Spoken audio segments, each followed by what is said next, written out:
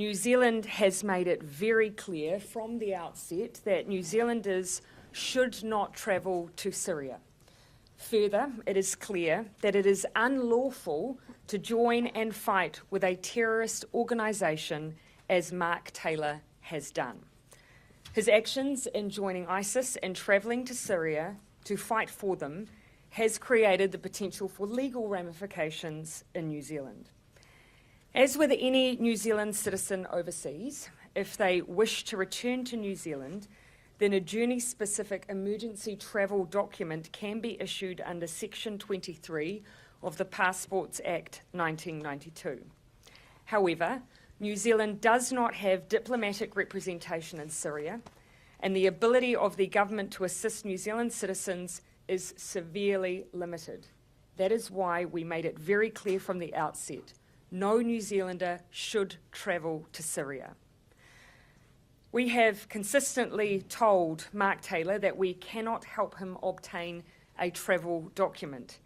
He would need to make his own way to a country where New Zealand has consular representation, something that in his current situation will be difficult to do. All New Zealand citizens have rights under international and domestic law.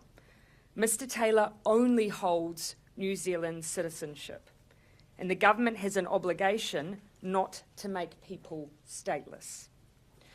While I cannot comment on the specifics of this case, I can assure you that we have long had plans in place in the event that a New Zealand citizen supporting ISIS in Syria were to return. It would involve a comprehensive response and management plan for any individual. The safety of New Zealand and New Zealanders is our priority.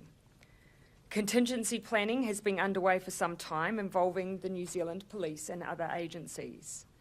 I am confident we have the means to keep New Zealanders safe in this case. I reiterate again, while I cannot talk about the specifics of this case, I am confident we have the means to keep New Zealanders safe. Bringing terrorists to justice is something the government takes extremely seriously. As I've said before, any New Zealander suspected of association with terrorist groups should expect to be investigated under New Zealand law should they return. The police have powers under a number of acts, and I am assured they will utilise them.